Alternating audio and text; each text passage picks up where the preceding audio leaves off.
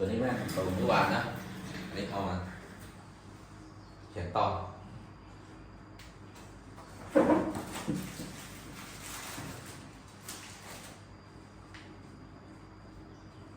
ข้อที่สี่ข้อกอนะข้อที่ห้าข้อกอข้อที่ห้านี่จะเป็นสมมติล้วนๆเลยนะ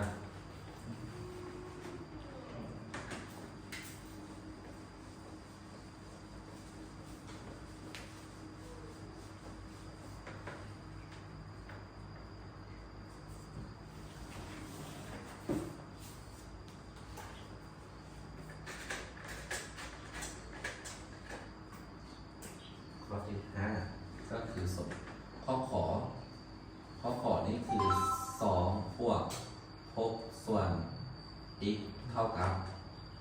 ลบ x กำลัง2บวก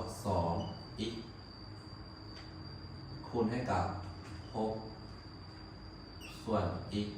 บวก2เอาเกเลขนะยังเก่งนี่เขาต้องเป็นคนที่เก่งต้องสลับตัวนิดนึงนะสลับนิดนึงพอจึงสามารถเกได้คือข้อนี้เขาสังเกตเลยนี่กับนี่คือกันบ่คือกันแน่นอนถ้านักการแก้สมผลถ้าเราแยกส่วนคูณได้มันจะดีที่สุดนะดีที่สุดมันจะน้อยลงอันตัวนี้แต่ว่าตัวนี้คือ6ส่วน x บวก2เพราะว่า6ส่วน x บวก2เขาต้องแต่งมันเลยนะฝั่งนี้เขาเก้เลยได้เราจะได้บางอาจารย์ก็สอนเราพอเห็นพูดนี้ต้องวางพูดตั้งศูนย์ก่อนนะแล้ววันนี้เขาก็ทิ้งไปเลยแต่อาจารย์สอนเราอาจารย์จะให้เราปะขั้นตอนสุดท้ายเราทิ้งไปแล้วก็ซ่อมใจผลไปพร้อมนะเขาเขียนเป็น6ส่วน x เพราะว่าผลบวกเขียนได้2ใส่วงเล็บเลยถ้าตัวนี้ลบเอามาอยู่ฝั่งซ้ายของเขากลายเป็นอย่างบวกเขาเขียน x กำลัง2บวก2x แล้วคูณให้กับ6ส่วน x บวก2เอามาทั้งหมดมันเลยอย่าง0จำนวนนี้กับจำนวนนี้คือกันบ่คือกันเอาแยกต้นคูณได้บ่6ส่วน x บวก2เอามันออกเป็นต้นคูณแล้วมันเหลืออย่างตัวนี้บอกเอาออกแล้วเลขอย่างคูณตัวนี้จะออกตัวนี้คือเก้า1นะสาระเอาออกแล้วเหลืออย่างเหลือ1บนนี้เอาตัวนี้ออกแล้วเหลืออย่างเหลือกลุ่มที่เหลือนี้ไม่เนาะเหลือ x มันเป็นตัวบวกแสดงว่าเอาทิ้งวงเล็บได้เลยแต่ถ้าเป็นตัวลบเราต้องคูณลบเข้าทิ้งได้เนาะ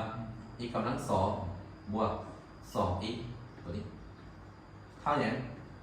เท่า0ถ้าการจัดเรียนมาอีกก็ได้เราก็คูณตัวนี้ขึ้นเทินก็ได้เพิ่มง่ายขึ้นไหมล่ะได้อย่าง6บวก2x ทั้งหมดส่วนอย่างส่วน x แล้วตัวนี้ x กำลัง2บวก2x บวก1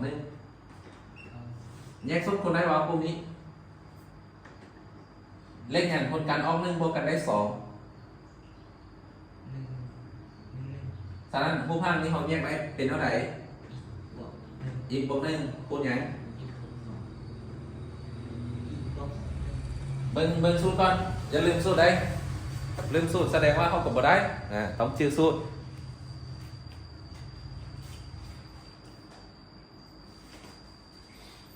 นี่ตัวไหนคู่ข้างนี้เป็นบวกมาเลยคู่ข้างที่1ไหมครับทางสนั่นทาง2วงเล็บมันต้องเป็นอย่าง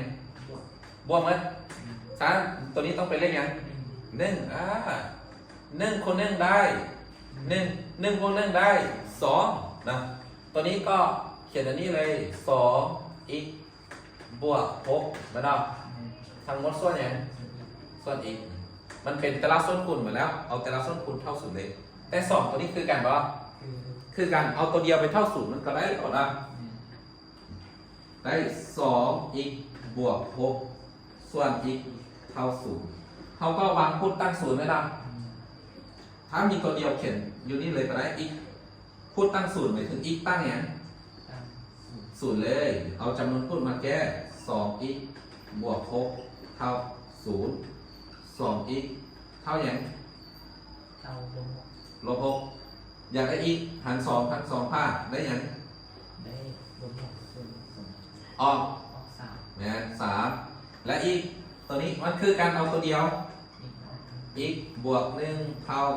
0อีกเท่าอย่างลบ1ทั้งสองค่าที่เราแก้ได้นี้มันคือค่าต้องห้ามนี่บ่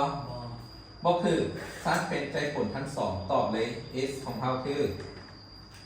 ใจผลของสมผลนะ s แม่จะเรียนแต่น้อยหาไง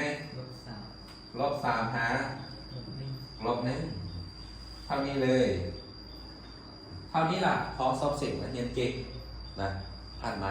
อันนี้คือข้อสอบเก้าเป็นอันนี้ต้องสังเกตมาก่อนนะถ้าบ่ได้ก็ท